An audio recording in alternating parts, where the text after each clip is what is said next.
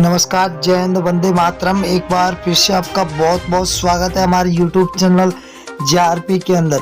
मध्य प्रदेश के अंदर विधानसभा चुनाव का बिगुल बजते ही मध्य प्रदेश के अंदर सभी पार्टियों ने अपनी तैयारियां जोरों तौर पर शुरू कर दिया। तो वही आपको बता दें कि मध्य प्रदेश के अंदर अब की बार किसकी सरकार बनेगी। तो लग ऐसा रहा है कि 230 सीटों पर मध्य प्रदेश के अंदर त्रिकोणीय मुकाबला देखने को मिल सकता है। वही बात करें बीजेपी और कांग्रेस की, तो इन दोनों के बीच में अब की बार 2023 के विधानसभा चुनाव में कड़ी टक्कर देखने को मिल सकती है।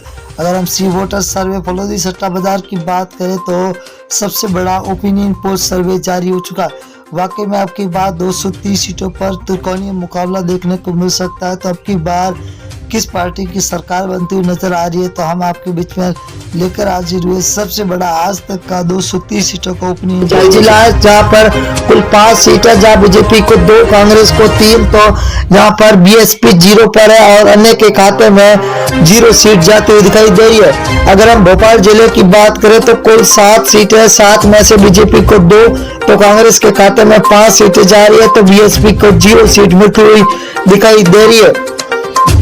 धार जिला की बात करें तो धार जिले के अंदर कुल 7 सीटें, 7 में से बीजेपी को 4, कांग्रेस को 3 और बीएसपी को यहाँ पर 0 सीट मिलती हुई दिखाई दे रही है। सतना जिले की बात करें तो कुल 7 सीटें, 7 में से बीजेपी को 3, कांग्रेस को 4 सीट और बीएसपी को 0 सीट मिलती हुई दिखाई दे रही है। अगर हम सीधी जिला की बात करें तो कुल 4 सीट है, 4 में से बीजेपी को 1 सीट मिल रही है। वही कांग्रेस के खाते में 3 सीटें जा रही है, तो बीएसपी को यहाँ पर 0 सीट मिलती हुई दिखाई दे रही है। अगला जिला है सिवनी जिला, जहाँ पर कुल 4 सीटें, बीजेपी को 2, कांग्रेस के खाते में 2, तो यहाँ पर बीएसपी को 0 सीट मिलती हुई दिखाई दे रही है। अगले जिले की बात करें तो बड़वानी जिला है, जहाँ पर कुल 4 सीटें, 4 में से बीजेपी के खाते में 1 सीट जाती हुई दिखाई दे रही है, तो कांग्रेस को 3 सीट, वही बीएसपी के खाते में 1 सीट जा रही है, तो अन्य के खाते में 0 सीट मिलती हुई दिखाई दे रही है। अगर हम सागर जिले की बात करें तो 8 सीट है, जहाँ पर बीजेपी को 3, तो कांग्रेस के खाते में 5 सीट जा रही है, तो बीएसपी को यहाँ पर 0 सीट पर संतुष्ट होना पड़ रहा है। अगला जिला है शिवपुरी जिला, जहाँ पर कुल 5 सीटें, 5 में से बीजेपी को 4 सीटें मिल रही है, तो कांग्रेस के खाते में 3 सीट, वही बीएसपी को यहाँ पर 0 सीट मिल रही है, तो अन्य के खाते में भी 0 सीट। बैतूल जिला है, बैतूल जिले के अंदर कुल 5 सीटें, 5 में से बीजेपी को 2 और कांग्रेस के खाते में 3 सीटें जा रही है, तो यहाँ पर बीएसपी को यहाँ पर 0 सीट मिलती हुई दिखाई दे रही है। विदिशा जिला है, विदिशा जिला के अंदर कुल 5 विधानसभा सीट है, जहाँ बीजेपी को 4, तो यहाँ पर कांग्रेस को 1 सीट मिल रही है, तो बीएसपी के खाते में 0 सीट जाती हुई दिखाई दे रही है।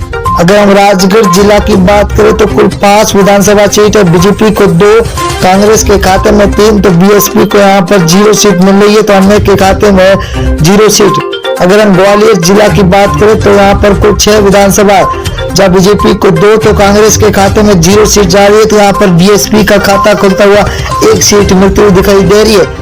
अगर हम देवारा जिला की बात करें तो देवारा के अंदर कुल 5 विधानसभा, जहाँ बीजेपी को 1, कांग्रेस को 4, तो बीएसपी के खाते में 0 सीट मिलती हुई दिखाई दे रही है, तो अन्य को यहाँ पर 0 मिलती हुई दिखाई दे रही है।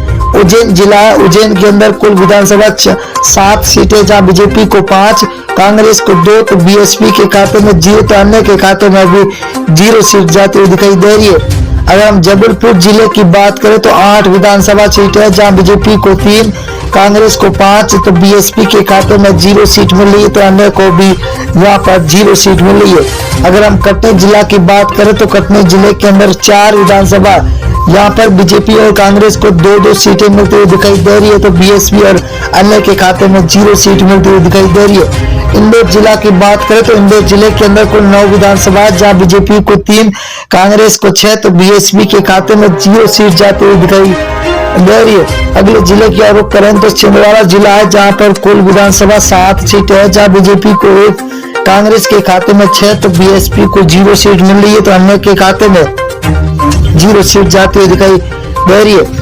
अगर हम सीहोर जिले की बात करें तो यहाँ पर कुल 4 विधानसभा है, बीजेपी के 1 और कांग्रेस को 3 सीटें मिल रही है, तो बीएसपी के खाते में यहाँ पर 0 सीट मिलती हुई दिखाई दे रही है।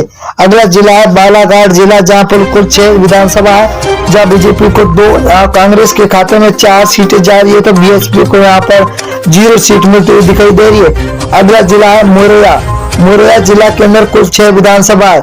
6 में से बीजेपी के खाते में 2 जा रही है, तो वही कांग्रेस के खाते में 4 सीटें जा रही है। तो बीएसपी को तगड़ा झटका लगता हुआ दिखाई दे रहा है। अगर हम बात करें अगले जिले की और दोस्तों, तो बहुत ही बड़ा जिला आ चुका है, सततपुर है। सततपुर के अंदर 6 विधानसभा है, बीजेपी को 2, कांग्रेस को 4, तो बीएसपी को 0 सीट। रायसेन जिला है जहां पर कुल 4 विधानसभा है, बीजेपी को 1, कांग्रेस को 3, तो बीएसपी यहां पर 1 पर है। तो